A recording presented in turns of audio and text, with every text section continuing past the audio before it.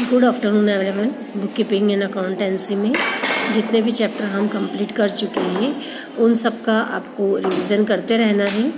जितना भी हमारा कोर्स हो चुका है उसे अपने रजिस्टर में भी कंप्लीट नोट डाउन कर लीजिए। जितने भी सवाल हम कर चुके हैं उन सवालों को भी आप रेगुलर प्रैक्टिस करते रहिए। आपके एग्ज़ाम के लिए बहुत ज़रूरी है कि आप इन सवालों की आपकी प्रैक्टिस चलती रहे, जिससे कि आपको यदि कोई डाउट आता है बीच में तो आप उसे क्लियर करवा सकते हैं। तो आइए अब हम देखते हैं हमने कितने चैप्टर कंप्लीट किए हैं। चैप्टर फर्स्ट से जो हमने किया है उसमें अकाउंटिंग के टर्म्स, जो बेसिक टर्म्स होती है वो इंट्रोडक्शन ऑफ अकाउंटिंग में। इसके बाद थ्योरी बेस्ड ऑफ अकाउंटिंग में fundamental accounting assumption, accounting principle, accounting standard and international finance reporting standard. Basis of accounting process में अकाउंटिंग इक्वेशंस देखी है। Rules of debit and credit, origin of transactions, book of original entry जिसमें हमने journal के माध्यम से सारी एंट्रियों को समझा है।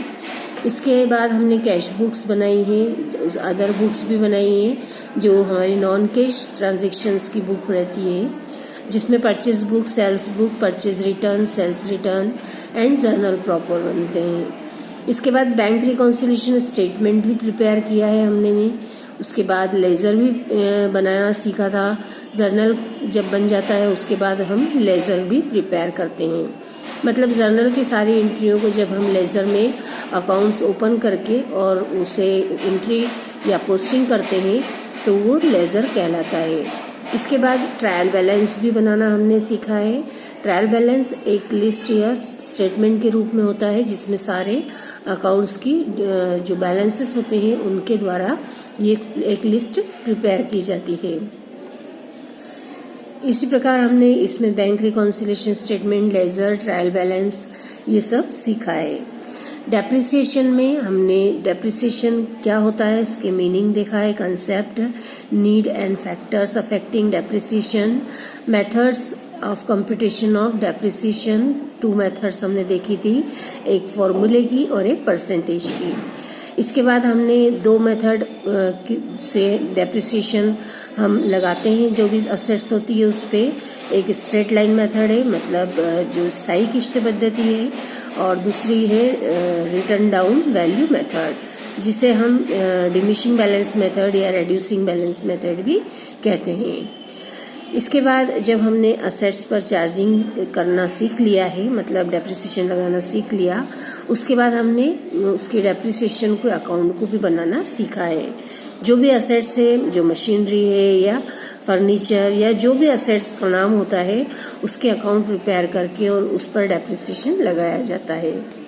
इसके बाद हमने जो देखा है वो errors and their rectification. Errors में जितनी भी टाइप की एरर्स होती है, 1 sided error and 2 sided error, दोनों ही एरर्स का हमने किस प्रकार से समाधान करना है यह एंट्रियों के माध्यम से हम करते हैं। एंट्रियों के बाद जब एक ऐसा अकाउंट ओपन किया जाता है, सस्पेंस अकाउंट, जो अस्थायी एक खाता होता है जिसे निलंबित खाता भी कहा जाता है। उचंत खाता, निलंबित खाता, उद्धृत खाता, इसके हिंदी में कई नाम हैं, लेकिन इंग्लिश में इसे सिर्फ एक सस्पेंस के नाम से ही जाना जाता है।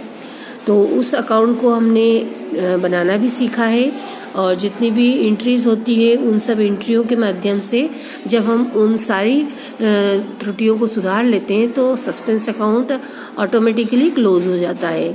तो ये भी हम सीख चुके हैं। डबल साइडेड एरर के भी किस प्रकार से हम उसे सुधारते हैं, रेक्टिफाइंग करते हैं, वह भी हमने देखा है।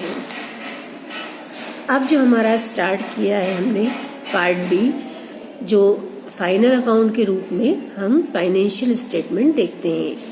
एक सोल प्रोप्राइटरशिप का जो फाइनल अकाउंट बनता है वह 31 दिसंबर जो भी ईयर होता है उस पर हम क्लोजिंग करते हैं, क्योंकि जनरली जो बिजनेसमैन होते हैं वो 1 जनवरी टू 31 दिसंबर अपना बिजनेस कंडक्ट करते हैं, मतलब चलाते हैं।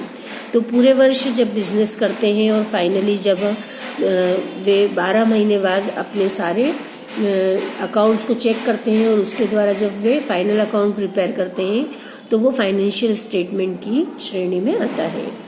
तो आइए अब हम देखते हैं financial statement. Financial statement chapter 13, इसमें हमने पहले डेफिनेशन, फिर मेमोरेबल टर्म्स। जितनी भी मेमोरेबल टर्म्स है इसको आपको विशेष रूप से अच्छे से समझना है, क्योंकि ये टर्म्स यदि आपको क्लियर रहेगी तभी आप अपने आगे के कंसेप्ट्स को समझ पाएंगे या सवालों को कर पाएंगे। कंसेप्ट ऑफ फाइनेंशियल स्टेटमेंट, इसमें इनकम स्टेटमेंट जिसमें profit and loss account and trading account बनता है, और पोजीशन स्टेटमेंट जिसमें बैलेंस शीट प्रिपेयर की जाती है। हमने स्टार्ट किया था हमारी प्रीवियस वीडियो में trading and profit and loss account, उसका हमने मीनिंग देखा था, डेफिनेशन देखी थी। 3 टाइप्स ऑफ अकाउंट जो होते हैं, trading, personal account, real account and nominal account, इनके बैलेंसेस की सहायता से या हेल्प से ही हम ट्रेडिंग P&L और बैलेंस शीट बनाते हैं। 13.3 में usefulness of financial statement to different users, कौन कौन से यूजर्स हैं जिनके लिए कि लाभदायक है अकाउंटिंग को देखना। उसमें long term creditors, short term creditors, existing investors, potential investors, managers, staff, tax authority, customers, government machinery, general public, others. ये सारी पार्टीज है जिनको कि फाइनेंशियल स्टेटमेंट से लाभ होता है। वे अपने आगे की जो रणनीति होती है या स्ट्रेटेजी होगी वे उसे तैयार करते हैं। इसके बाद हमने देखा था closing balances of ledger account. Ledger account के जो अंतिम बैलेंस होते हैं या क्लोजिंग बैलेंसेस होते हैं उनकी सहायता से किस प्रकार से हम फाइनल अकाउंट प्रिपेयर करते हैं। उसमें 3 टाइप्स जो अकाउंट्स होते हैं, रियल, पर्सनल एंड नॉमिनल, उन्हें ट्रांसफर किया जाता है। तो बैलेंसेस कौन से और कहाँ पर हम ट्रांसफर करेंगे ये भी आपको बताया गया था। Balances carried to trading account. Trading account के डेबिट साइड में ओपनिंग स्टॉक जाता है, net purchase, direct and productive expenses, and credit side में जाएगा net sales and closing stock. Balances carried to profit and loss account. In the debit side, gross loss if any यदि हो तो, and all indirect expenses, जितने भी अप्रत्यक्ष खर्चे जो कि हमारे बिजनेस के कंडक्ट करना या बिजनेस के संचालन के होते हैं वो यहाँ पर लिखे जाते हैं। And debit balances of nominal accounts, जितने भी हमारे नाम मात्र के खाते हैं उनके डेबिट बैलेंस को यहाँ पर लिखा जाता है। इन क्रेडिट साइड में ग्रॉस प्रॉफिट लिखा जाता है, एंड ऑल इनडायरेक्ट इनकम्स, जितनी भी प्राप्तियां हैं या लाभ हैं उसे क्रेडिट साइड में लिखा जाएगा। Balances carried to balance sheet. Balance sheet में 2 पक्ष होंगे, एक साइड होती है asset side and other liability side. Asset side and liability side को जो हमारी असेट्स और लायबिलिटीज है उनके द्वारा उसकी पूर्ति की जाती है। Left hand side liability side होगी जिसमें कि हम सारे क्रेडिट बैलेंसेस जो कि पर्सनल अकाउंट्स के होते हैं उन्हें लिखते हैं, और अदर जितनी भी लायबिलिटीज होगी उन सबको यहाँ पर लिखा जाता है। And right hand side all assets, जितनी भी संपत्तियां हैं उन सभी संपत्तियों को लिख करके डेबिट बैलेंसेस जो पर्सनल अकाउंट के होते हैं उन्हें लिखा जाता है। क्लोजिंग स्टॉक को भी इसमें असेट साइड में लिखा जाता है। क्लोजिंग स्टॉक को 2 स्थानों पर लिखा जाता है, एक ट्रेडिंग अकाउंट के क्रेडिट साइड में और सेकेंडरी बैलेंस शीट के असेट साइड में। इसे 2 जगह इसलिए लिखा जाता है क्योंकि इसे एक एडजस्टमेंट के रूप में देखा जाता है। जब हम ट्रायल बैलेंस प्रिपेयर करते हैं तो ट्रायल बैलेंस के कंप्लीट हो जाने के बाद नीचे नोट के माध्यम से इसे बताया जाता है। क्लोजिंग स्टॉक कभी भी हम ट्रायल बैलेंस के अंदर नहीं लिखते हैं। अब क्लोजिंग स्टॉक के संबंध में भी कल हमने एक नोट पढ़ा था जो बहुत ही इम्पोर्टेंट था। उसमें ये हमने देखा था कि क्लोजिंग स्टॉक की वैल्यूएशन हम किस प्राइस पर करें। तो यहाँ हमने 6 इसके पॉइंट्स देखे थे। At cost price, market price, average cost, standard price, first in first out, and cost price और market price, whichever is less. तो सबसे इम्पोर्टेंट पॉइंट यही था, जो भी हमारा प्राइस होता है, जो उसकी कॉस्ट है या मार्केट प्राइस है, दोनों में से जो कम हो उस पर हम इसे अपने अकाउंटिंग में शो करते हैं। फॉर्म ऑफ फाइनल अकाउंट और फाइनेंशियल स्टेटमेंट। अब यहाँ से हम देखेंगे कि किस तरह से फाइनेंशियल स्टेटमेंट का फॉर्म हमने तैयार किया है, यह तैयार एक्ट के द्वारा किया जाता है। The financial statement or final accounts are prepared in prescribed pro forma. It should, however, be kept in mind that the final account is Company Act drawn in the form prescribed for this purpose under the Company Act 2013. The final account of other business concern are prepared in general form. Trading account, profit and loss account and balance sheet are interrelated. The gross profit or gross loss of trading account is carried to profit and loss account, and the net profit or net loss of profit and loss account to carried to balance sheet. इस प्रकार से जिसका जो form है, company act जो अधिनियम है 2013 द्वारा जो निर्धारित प्रारूप बताया गया है, जो कि दूसरे व्यापारिक संस्थाओं के जो फाइनल अकाउंट बनाए जाते हैं उनके जो फॉर्मेट होते हैं वो फॉर्मेट उसी फॉर्मेट में फाइनल अकाउंट प्रिपेयर करना चाहिए। जितने भी फाइनल अकाउंट की आइटम्स होती है, जितने भी उसके अमाउंट्स होते हैं, उनको निश्चित एक क्रम में लिखा जाना चाहिए। इसमें trading account, profit and loss account and balance sheet ये आपस में इंटर रिलेटेड होते हैं, और इसी कारण जो व्यापारिक खाता होता है, मतलब ट्रेडिंग अकाउंट जो होगा, उससे ग्रॉस प्रॉफिट या ग्रॉस लॉस जो निकलता है बैलेंसिंग के रूप में, उसे प्रॉफिट एंड लॉस अकाउंट में ट्रांसफर किया जाता है, और उससे प्रॉफिट एंड लॉस अकाउंट से फिर जो नेट मतलब शुद्ध जो लाभ या शुद्ध हानि होगी उसे फिर ट्रांसफर किया जाता है बैलेंस शीट में। तो इस प्रकार से ये जो एक फॉर्म दिया गया है उस फॉर्म के अकॉर्डिंग ही फाइनेंशियल स्टेटमेंट प्रिपेयर किए जाते हैं। तो आइए अब देखते हैं हम 13.9 में सबसे पहला जो इसका अकाउंट प्रिपेयर किया जाएगा फाइनेंशियल स्टेटमेंट का, वो होगा ट्रेडिंग अकाउंट। तो ट्रेडिंग अकाउंट से हम स्टार्ट करते हैं। बहुत ध्यान से आप लोगों को ये समझना है, क्योंकि जब यहाँ से हमारी सारे सवालों की भी थ्योरी स्टार्ट होगी, तो इस थ्योरी को यदि आप अच्छे से समझ पाएंगे तो आपको सवालों में कोई प्रॉब्लम नहीं आएगी। First, to know gross profit और gross loss. Trading account aims at finding out the gross profit or gross loss on purchase and sale of goods during a particular accounting period. To know the manufacturing cost, the accounts comprises the cost of manufacturing or production of goods. तो इस प्रकार से trading account बनाने के जो ये उद्देश्य हैं, इन उद्देश्यों को हमें विशेष रूप से याद रखना है। तो ट्रेडिंग अकाउंट का आप सभी लोग जानते, तो ट्रेडिंग अकाउंट का मीनिंग क्या होता है ये देख लेते हैं। Trading account is the account which is prepared to find out the gross profit और ग्रॉस लॉस। ग्रॉस प्रॉफिट और gross loss is the difference between the cost of goods sold and the total sales. Trading account relates to transaction of purchase and sale of goods during a particular period. Only direct expenses are taken into consideration for preparing trading account.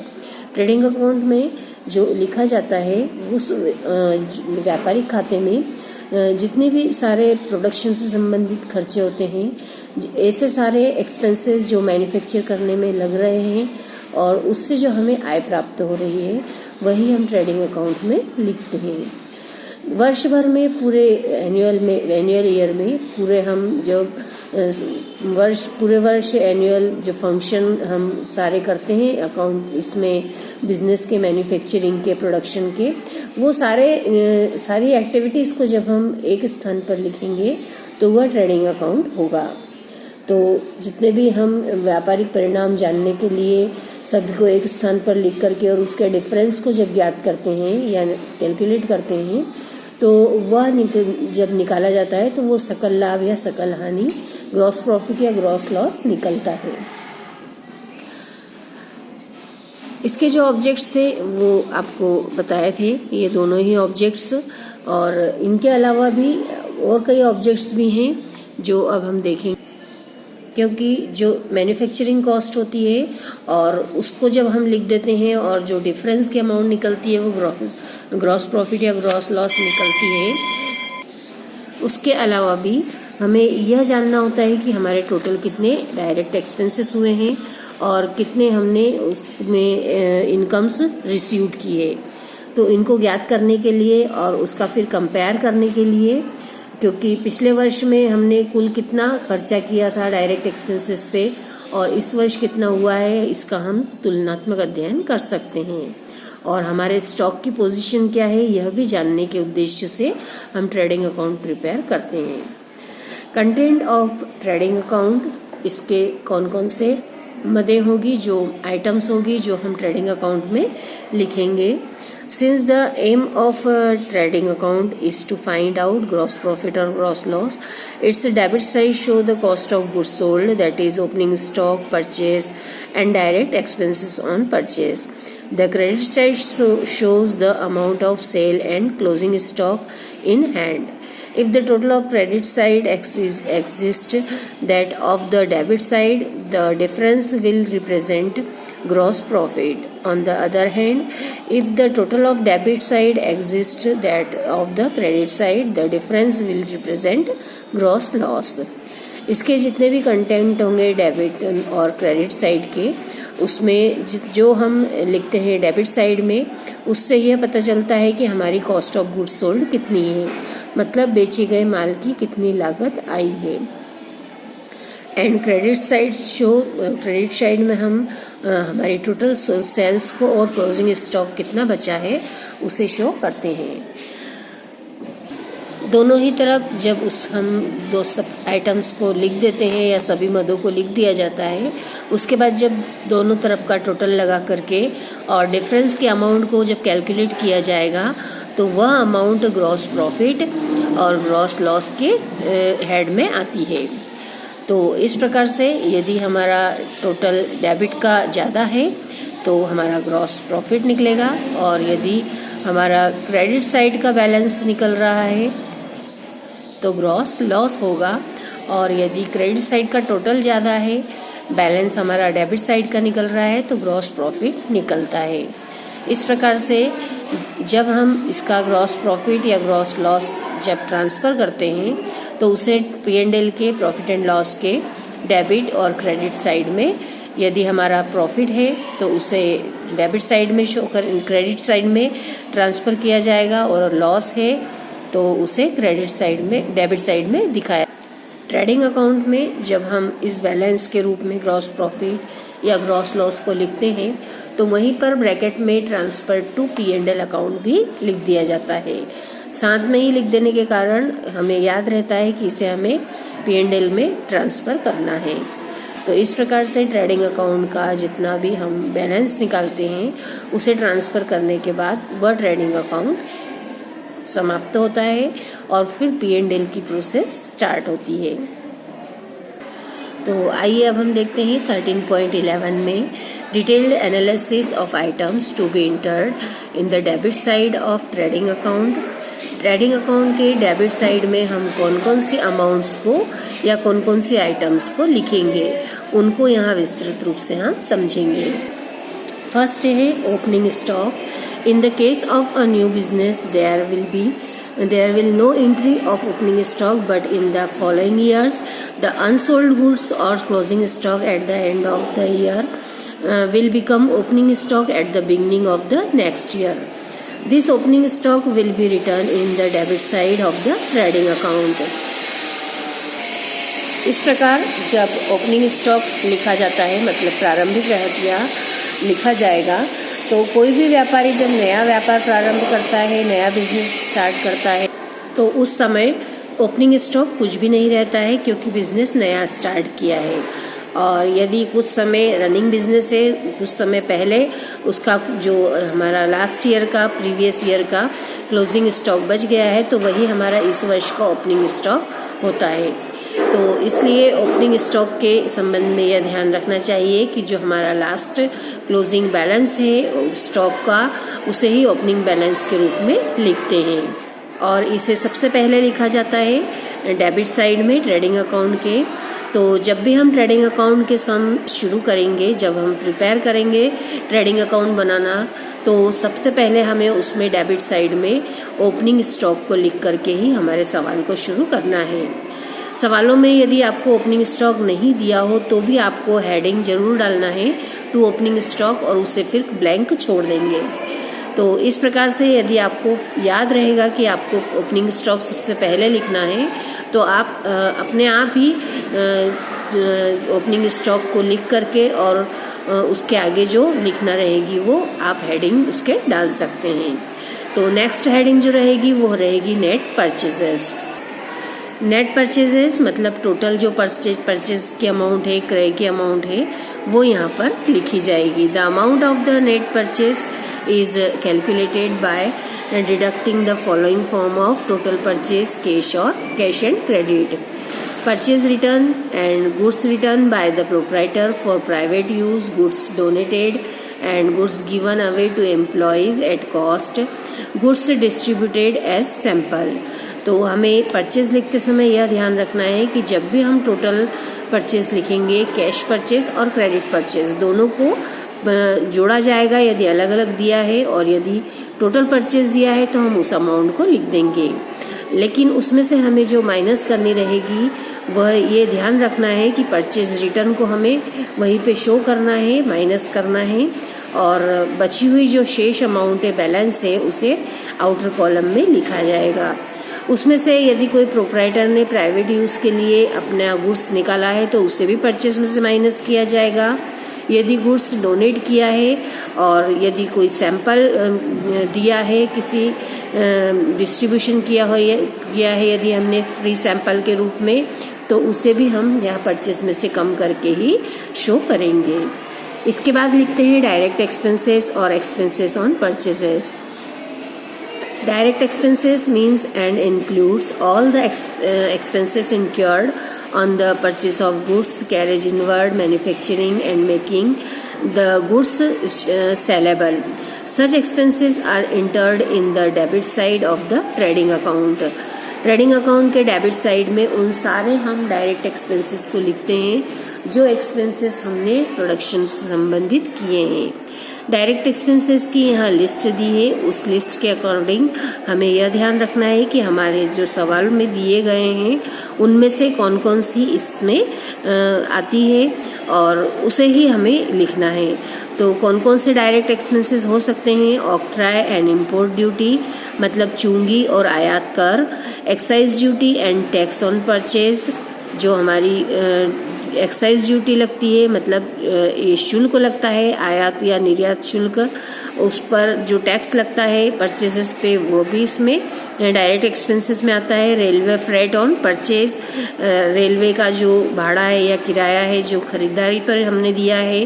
Carriage inward carriage on purchase, productive wages और manufacturing wages and coal gas water lighting fuel and power used in manufacturing. Cartage on purchases, royalty for use of patent rights, यदि हमने royalty दी है अपने जो patent rights हैं, जितने हमारे अधिकार के हमारे जितने भी पेटेंट हैं जिसे हमने कुछ समय के लिए लीज पर लिया है या कुछ समय उपयोग करने के लिए उसके अधिकार प्राप्त किए हैं। Packing charges of raw material, हमने कुछ रॉ मटेरियल का यदि पैकिंग किया है तो उसके charges. Consumable store engine oil, cotton waste for upkeep of machineries used in production. Factory rent, factory insurance etcetera. Salary of foreman of factory, यहाँ यह ध्यान रखना है कि ऐसे व्यक्ति की सैलरी जो कि फैक्ट्री में काम करने वाला है तो वो फोरमैन कहलाता है। उसकी सैलरी यदि हम देते हैं तो उसे हम ट्रेडिंग अकाउंट में ही लिखते हैं। उसके अलावा होता है डॉक चार्जेस जो कि एक ऐसा चार्जेस होता है जो डायरेक्ट हम प्रोडक्शन के समय ही देते हैं या माल को लेकर आते तब देते हैं। तो इस प्रकार से ये डेबिट साइड में जितनी भी आइटम्स हैं इनका आपको विशेष रूप से ध्यान रखना है। ये सब हम डेबिट साइड में लिखेंगे। क्रेडिट साइड में लिखी जाने वाली आइटम्स जो है detailed analysis of items to be entered in the credit side of trading account. Net sales represent the amount which remains after deducting the sales return और return inward from the total sales, cash और credit. जितना भी total हमने cash या credit sales किया है उसमें से हमें सेल्स रिटर्न को माइनस करना रहेगा. At times goods are sent to consumers for approval and recording as actual sale. In such goods are returned, they should be deducted from total sales and their purchase price should be included in the closing stock. Thus